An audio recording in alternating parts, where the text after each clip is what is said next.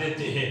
نبی مکرم شفیع معظم صلی اللہ تعالی علیہ وسلم کا فرمان جو صحیح مسلم میں اور ابو داؤد اور امام ترمذی نے اس کو اپنی ترمذی کے اندر بھی نقل کیا، حضرت ابو ہریرہ رضی اللہ تعالی عنہ اس حدیث کے راوی ہیں۔ میرے آقا فرماتے ہیں اذا مات الانسان انقطع عنہ عملا، فرمایا کہ جس وقت انسان فوت ہوتا ہے اس کا عمل اس سے منقطع ہو جاتا ہے۔ انقطع عنہ عملہ، اس کا عمل اس سے منقطع ہو جاتا ہے۔ الا من ثلاثۃ، فرمایا مگر 3 عمل ایسے ہیں جو قبر میں پہنچ کر بھی بندے سے منقطع نہیں ہوتے۔ ہر رشتہ ختم، لیکن 3 رشتے ایسے ہیں جو قبر میں پہنچ کے بھی بندے کو فائدہ دیتے ہیں۔ 3 عمل ایسے ہیں جو قبر میں پہنچ کر بھی بندے کو فائدہ دیتے رہتے ہیں۔ ان میں سب سے پہلا عمل بیان کرتے ہوئے حضور فرماتے ہیں الا من صدقۃ جاریہ، فرمایا پہلا عمل جو قبر میں پہنچ کر بھی منقطع نہیں ہوتا وہ بندے کا صدقہ جاریہ ہے، جو اس نے خود کیا اپنی زندگی میں۔ صدقہ جاریہ، مسجد بنا دی، کوئی فلاح عامہ کا کام کیا، مدرسہ بنایا، کسی کو کوئی کتاب لے کے دی، کوئی دینی قرآن لے کے دیا، جتنی دیر لوگ اس سے فائدہ اٹھائیں گے، فرمایا جتنی دیر اس سے فائدہ اٹھایا جاتا رہے گا قبر میں اس بندہ مومن کو بھی اس کا اجر ملتا رہے گا۔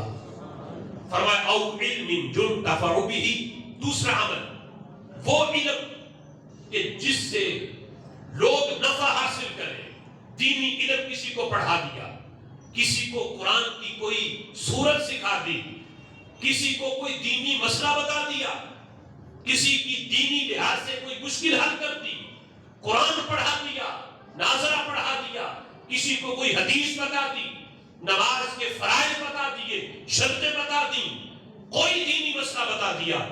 فرمایا دنیا میں جن جن کو اس نے وہ علم پہنچایا ہے، جتنے لوگ اس کی بتائی ہوئی بات پہ عمل کریں گے، اس سے فائدہ اٹھاتے رہیں گے، یہ بندہ قبر میں ہے، اگرچہ صدیاں بیت گئیں لیکن اس کا پہنچایا ہوا علم آج بھی لوگوں کو فائدہ دے رہا ہے۔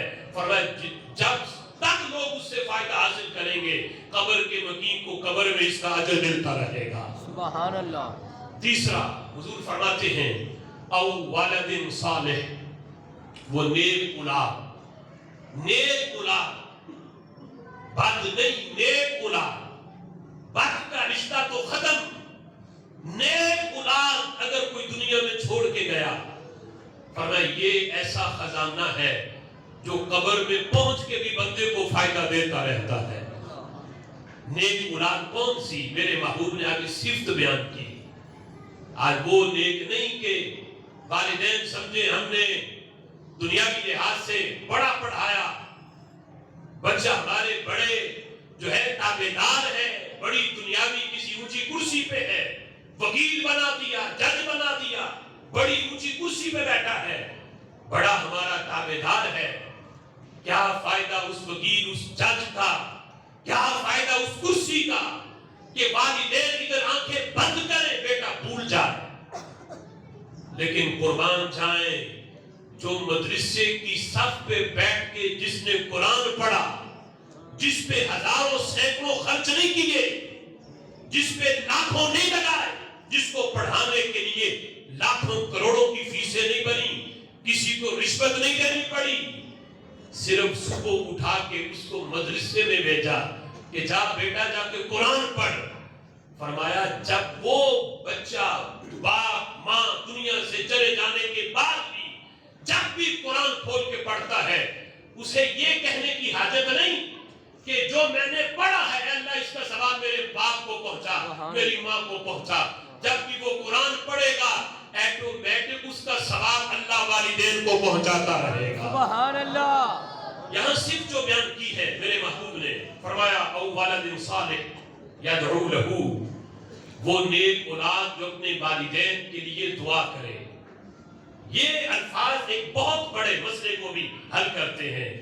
آج لوگ کہتے ہیں دعا کا فائدہ نہیں، بندہ مر گیا بس، یہاں تک کہ نماز جنازہ کے بعد بھی دعا مانگنے سے سکتی ہے. بس جنازہ پڑھ لیا اب کوئی دعا نہیں.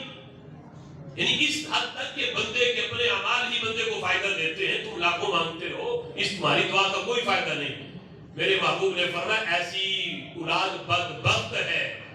نیک اولاد وہی ہے جو دعا مانگنے اور پھر دعا کے پہنچنے کا یقین رکھتی ہے. سبحان اللہ. یدعو لہ ولد صالح یدعو لہ، وہ نیک اولاد جو اپنے والدین کے لیے دعا مانگے. فرمایا یہ 3 عمل ایسے ہیں، صدقہ جاریہ، علم نافع کہ جو علم پہنچایا ہے اس نے، اور تیسرا نیک اولاد. فرمایا یہ 3 رشتے ایسے ہیں، 3 سلسلے ایسے ہیں، ہر سلسلہ منقطع ہے لیکن یہ 3 عمل بندے کو قبر میں پہنچ کے بھی فائدہ دیتے رہتے ہیں. سبحان اللہ.